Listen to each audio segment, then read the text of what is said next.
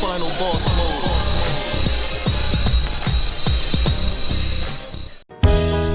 Yeah. Welcome to another episode of Real Talk. As always, if shit's real, we talk about it. I'm your host for tonight, Pascal Baden, New England representing. As always, I got my man with me. I'm gonna let him introduce himself. Yo, what it do?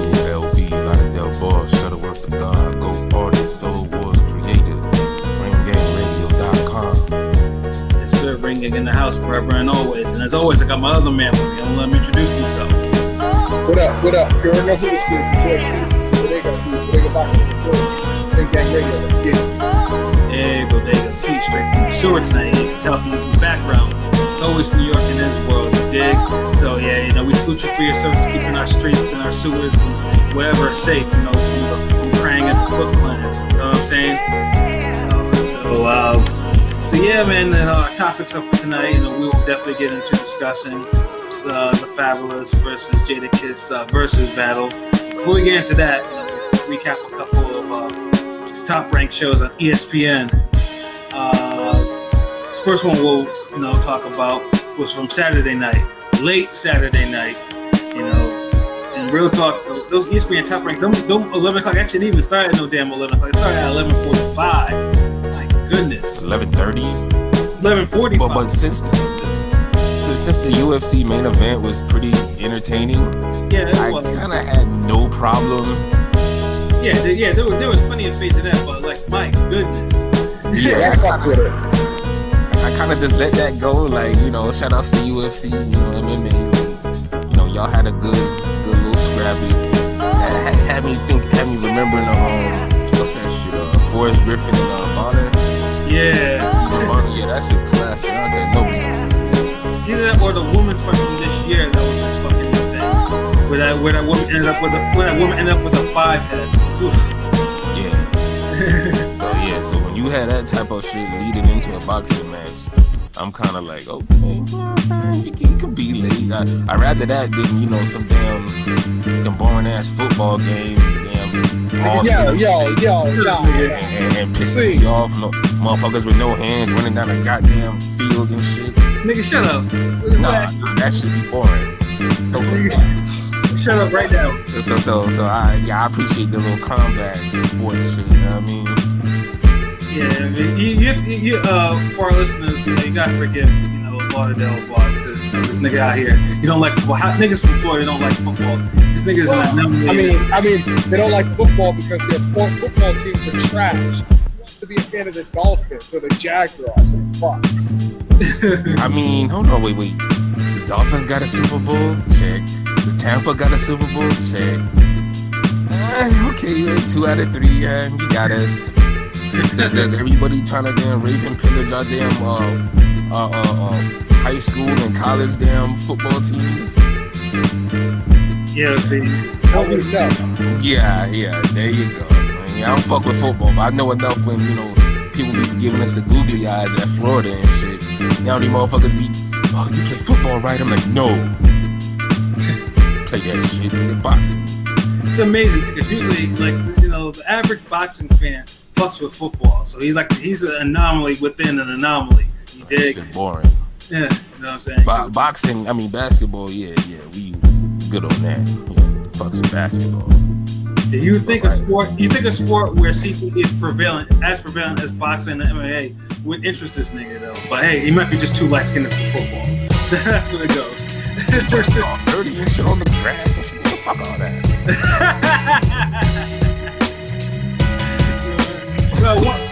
One day we'll convert this nigga over to football, man. Just take one football game. So where real niggas is body bagging each other out there. Man, I was a nigga who, when we went to the football games at high school, we was the niggas. I was with the niggas, getting in this shit, starting fights and all that type of shit.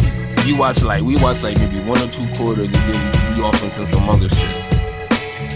Well, just a disclaimer here: we clearly don't condone his criminal activities.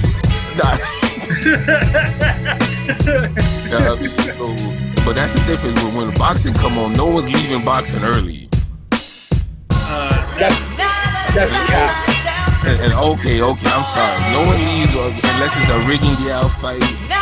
Mayweather versus Baldomir or one of the boring fucking fights. Or a Laura fight, lateral fight. Okay, y'all got me. Okay, like, but more people would leave a football game before they would leave a fucking boxing match, a fight early. I'm telling you that now. Well, it depends on how the football game goes. Like, you know, like niggas is getting blown out. You gotta beat traffic on.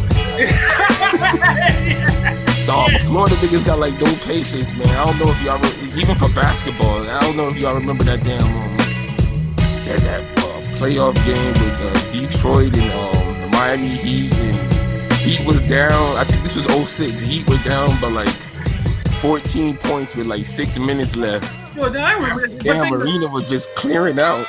But the thing though is that Miami Heat fans are not real fans anyways. Them niggas are trendy fans. Like niggas just go there like they don't even like they'll go to the beach half the time more than the damn Heat game. Like if they win, that's the thing. It's like these niggas like they cleared it, and it's like Wade just started just gunning and just started killing this shit, and he came back won. We had people the next day at work was like, God damn, fucking Heat. So we're like, what are you talking about? They beat their ass. Like, what you mean? Yeah, that's that casual shit. Like niggas, like there are no sport fans in Miami. Niggas are too busy with cocaine and partying to be cheering. Florida got like the best athletes in like every sport, but got like the worst fans. Exactly. Dude, we got all your boxers. All your football athletes run a 4.240. Oh, alright, enough about football. Let's get the Mexico and boxing. The Saturday card after the nice UFC main event, you know, was Miguel Berchelt, who was making a non-title, who was in a non-title fight against Eleazar Valenzuela. Top Rio Santa Cruz. Well, no, I mean Berchelt actually hurts fighters a lot.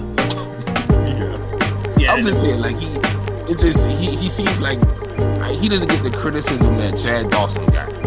When Chad Dawson was damn beating up the Johnsons and the Tarvers of the world, people was like, oh, he doesn't, you know, he fights all these old guys. You know, he makes a name off of old guys, and everybody's like, oh man, he's a beast. Yeah, and this is what I was talking about with you, like we were texting last, like Berchelt made his name because he was kind of the cleanup man from a different era of 130, 30 where, you know, fades were like, they were super fades left and right because the fighters didn't know other way to fight. Like, you know, the Orlando Salidos, the Orlando, I'm forgetting to think his last name again. So, no, there's Salido, and then there's Miera, there's Mickey Roman. Yeah, he fought punches. Yeah, you know. Unlike like Chad Dawson, who, you know, he did. How many punches did he fight? Whoa. Nigga, Tarver's not a puncher. Glenn Johnson don't knock people out, don't beat up people. I specifically remember him not taking that Tavoris Cloud fade. Okay, you know what? The Cloud of Florida dude, and I wanted to see that fight. That's one fight. People were bitching because Dawson because Dawson fought Tarver before the Henry Diacano fight. And people bitched about that. Like, I don't know, niggas just gave Dawson a hard rap. Like, dude, light heavyweight resume was lit. Like, yeah, no, there'll be no slander of Chad Dawson on this podcast. Thank you very much. Like, I mean, the people he fought, they punched good enough. Like, god damn. At least they had the skills to make to get the most out of those punches, man. It's like they weren't as worn down as the guy as Berchelt was beating up on. Yeah, you know, like that I can agree. See, that was the whole point. Like, you got old. See, Tarver and Johnson, they were seasoned. Berchelt got faded people. He got, and he was the benefit. He was the unfortunate benefit of that era because he came out on the tail end, you know, and he cleaned them up pretty much. So you had Triple D did with Sergio Martinez people. Yeah, to destroy them even worse, and it's like, oh, goddamn. Okay. So Berchelt, he has because, you know, everyone wants him to actually face the other champions, and then myself, like, I criticized him for the Jamel Herring thing. Now, Jamel, I fully believe, and Jamel Herring, he's a friend of Ring Gang Radio, but I do believe Berchelt can beat Jamel Herring, but I didn't like the way it went down where Berchelt was at the fight where Herring won the belt from Ito. And they have them there, like they're in Earth, like because it's like, why would Berchelt even be at a Jamel Herring fight? It made no sense. So obviously you're like, okay, Top Rank plans on. You gotta know who you're gonna avoid. I mean, damn. Yeah, no, but my thing is that I thought Berchelt probably saw something in Jamel, because Jamel Herring I think is taller and is a little longer than him. So I thought Berchelt's a big dude. Like, he's solid built. Like, yeah, I can see Berchelt going up to like 135, maybe 140. Yeah. But I'm thinking that he probably saw something in that fight he didn't like. He was like, you know what, this dude, just Jamel Herring, he boxes too much and he boxes too good, man. I just want to. He's too much. Like, yeah, he's healthy too much. Yeah, so it's like, this is, so Berchelt is talking that fucking Oscar Valdez shit, and Valdez is like, well, I would definitely love to, I'd vacate my belt and avoid Shakur Stevenson to go face Miguel Berchelt. They're talking. And Valdez name ain't even mean like that. Like, who gonna give him props for that? It's just, you're gonna beat another worn out guy. Like, the Herring fight would have been good for Berchelt. Right. Or even the other fights. They could have done something with Kevin Farmer. That could have been a fight. That could have happened. Yeah, and then of course the long shot would be Tank. The other that one's probably the long shot right there. But either way, there were more. I feel like he could have moved up after. He could have moved up to go after Lomachenko once Lomachenko moved up. Because a lot of people was mad because Lomachenko went up. And it's like, well, damn, man, I want to see him clean up 130 some more. Right. Oh, yeah. Because Lomachenko, he went up to now he's at 135 where he has to try to run up. If Jesse Hart can chase Ramirez, damn. Then no one could chase Lomachenko. Not like Berchelt fighting a bunch of damn killers at 130. Yeah, no, he's not. He fought Francisco Vargas again. Like, the first fight was bloody, the second one was not needed. It was one of those. It was a rematch that wasn't needed because Vargas hasn't done shit. So Berchelt is in a position now. He's fighting all these fights. Some of them are pretty brutal and whatnot, but they're not like competitive. Nobody's testing him, and he'll still get counters and punches. What was the laugh for? Yeah, that was some evil, sinister laugh. What the fuck? My bad. Sorry about that. I thought I had it on mute. My coworker was was talking through me through his passenger seat. He's driving away. Sorry about that. It sounds like New York, that's where, He's admiring my Charger, my red Charger. But that's okay. Anyway. But so Berchelt, they gave him a non-title fight, and it's like, ooh, him against a jobber, and point blank, it was not competitive at all. And the jobber tried, so bless his heart. He did. He actually made a little fight of it. Like, he tried, but he was completely outgunned. So. Yeah. He lasted longer than I thought he would too. Yeah, he lasted out of sheer will. I don't know how the fuck he got that long. Yeah, because dude, like Berchelt. One thing with Berchelt though, like usually when niggas go to the body, Berchelt doesn't target like the liver or anything like that. Nigga will hit you right into the stomach. Yep. Like, dude digs it right into the stomach, and he was just teeing off on him. It was getting sick. I was like, they need to stop this shit. Like, this dude is outgunned. I almost feel like Berchelt could be bigger, like for his style. Like, he should be like one of the like pound for pound or yeah, no, definitely. But I don't know. Berchelt just moving. He's moving out of the way. I just can't understand it. Like, they're not easy fights, but they're not fights that can really challenge him. And then, so you basically you get the jobber beat down. This is true. he does have a fun, fan-friendly style. So I think he kind of gets a pass for that because even though he's fighting, guys he's definitely beating, he definitely looks good while doing it. But then again, when you look at the guys he's fighting, of course he's gonna look good. Right. Because, and he hasn't looked bad yet against anybody. So it's just like, hey, if I'll just keep going. But I mean, it was impressive. Like to see the offensive display, it was pretty good. My only thing was, hopefully that he didn't get tired, from doing all that shit, and then the job would come back late in the fight. But it wasn't meant to be. He slaughtered dude, and we didn't really learn anything other than we haven't learned anything from Berchelt. Yeah, he's the same guy. He hits hard. Seems like he's a beast. He's physically strong. Throws a lot of punches. He's accurate. I don't know. I still kind of chuckle at the calling him Leo Santa Cruz, but I said he's top ranks of Leo Santa Cruz. Like he has an entertaining style, but he gets into a lot of damn meaningless fights, and he hasn't fought like somebody that we can really say, okay, like he's gonna show us. At least with Leo Santa Cruz, we got the Frampton fight. Like, I think if it's even possible, the guys that fucking Santa Cruz was fighting were even worse than Berchelt. He was fighting even worse than he still had a fight against somebody on his level that wasn't fucking worn and beat up and shit. Like, we at least was able to find something about Leo Santa Cruz.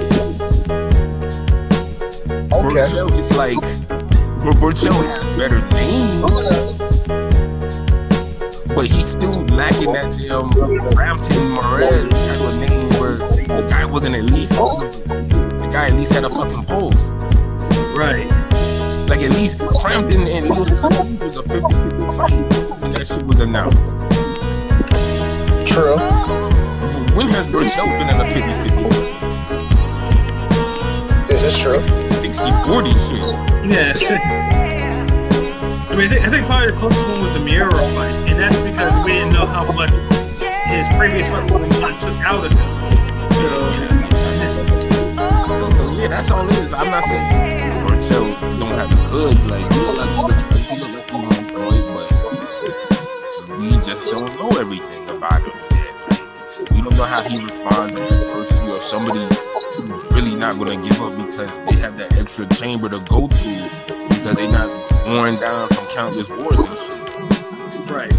That's why I felt like, that's why I said, if he was to fight Jojo Diaz, I feel like Jojo Diaz would beat him. I don't think it'd be like a big, like a landslide. I think it'd be like a 115, 113 type of fight. Yeah, I would definitely favor Berchelt. And I can respect that. I can understand Berchelt being the favorite. I can see that. I'll probably make him the favorite too.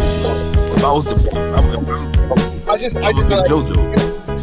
In a fight like that, personally, well, first off, I don't think Berchelt, I think he'll be the same against top competition. I think his style and what you see is what you get with Berchelt. So assuming that, I mean, it would be a close fight. I think Jojo Diaz would be better on the inside, but I just can't see him taking those shots. Berchelt is a hard hitter. I don't see Jojo Diaz being able to. Yeah, I think Jojo would get sliced up against Berchelt. I don't know, man. Jojo underrated, man. He ain't never gonna get his respect from y'all niggas. I already know that. But I can see Berchelt's a hard matchup. But I'm gonna go against a guy who actually had to fight people who was on his level and who's shown, boxing skills and the ability to do more than just one thing. So that's just, I don't know. Like I've told you, I get like the Jojo Diaz that fought Tevin Farmer.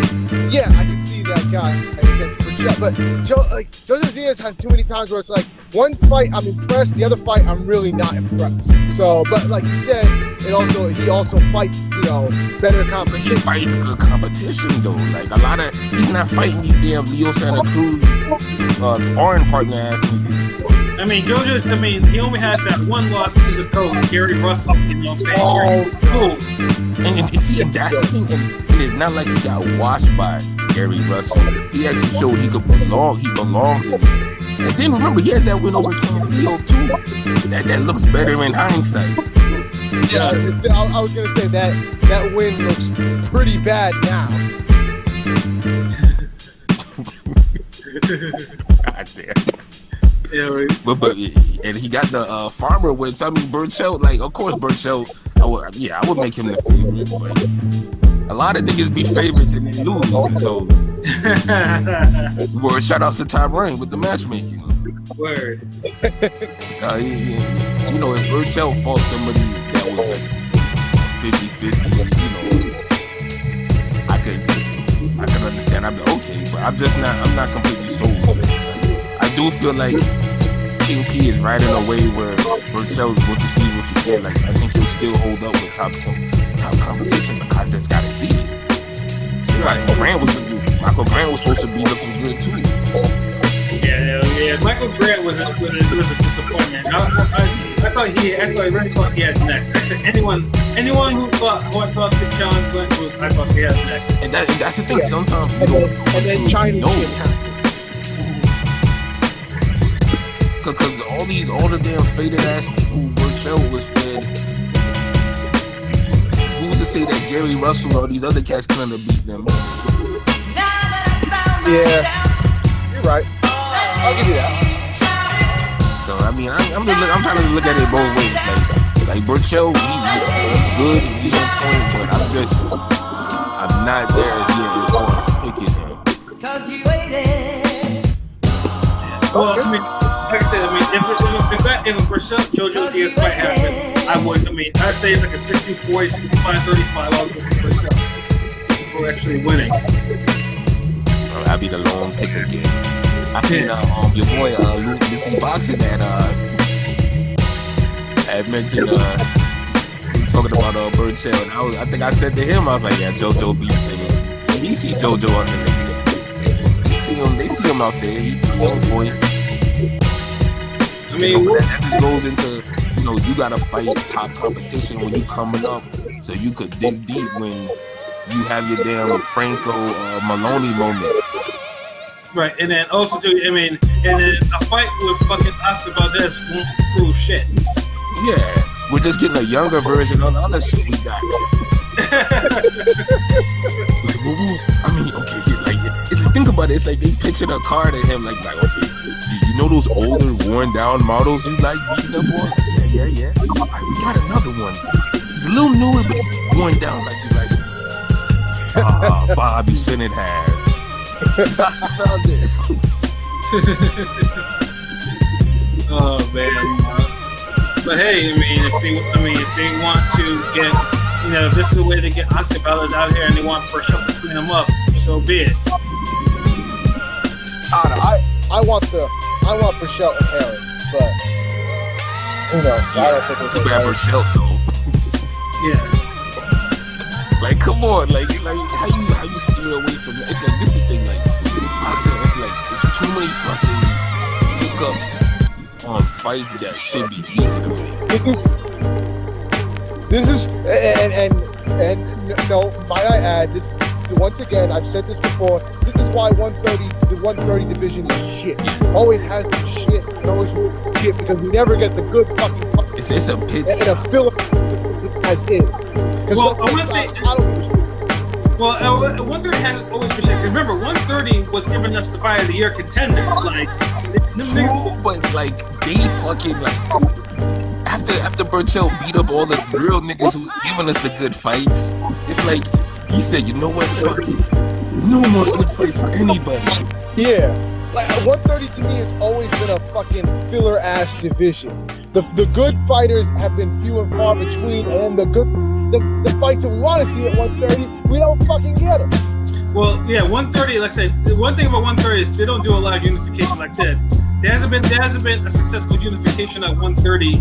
But then the top contenders would usually get those big fights though, and you be like, okay, like you don't get that no more. It's like, and that's the thing. 130 has a background of having fades. Yeah. So to see it now is like Yeah. It's like bodying boys in the hood. Yeah. Hey guys, you want to see a dead division? Oh my god! Hey, like, here's 130. Yeah, no, yeah. I mean, and that's sad because like that. There was some real class fights coming out 130, but yeah, it's just Now you just get one fight out of 130 each year now. I mean, but that opinion's always been for a while because I remember, you know, I was saying like my older family and my dad used to say like he said once 130 is a shit division full of fat niggas that can't make 126 and you know niggas that want to cheat at 135 to make 130.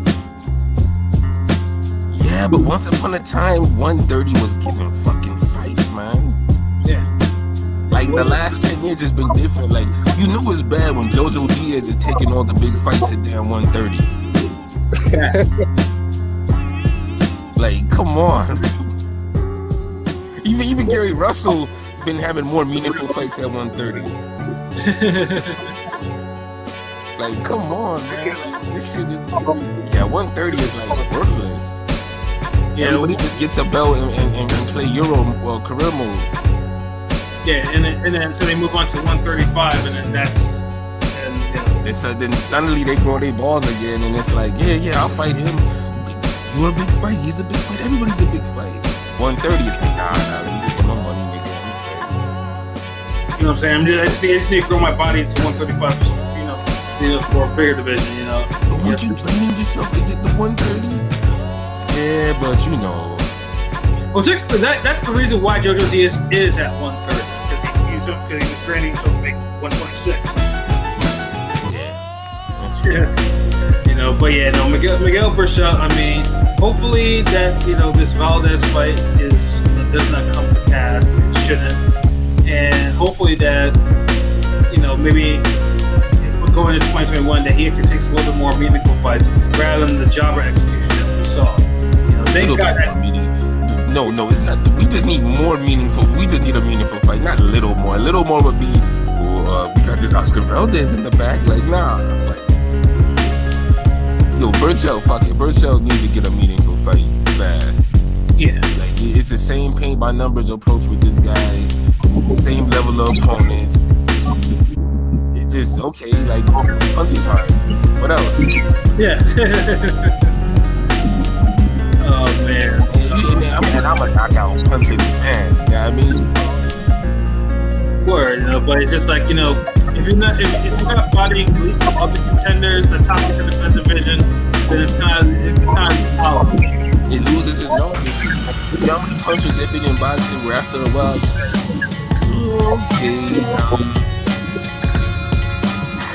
he hits hard. You know how everybody collectively rolled their eyes with the Lundgren versus Wade? Yeah. We're getting to that point with Berchelt now.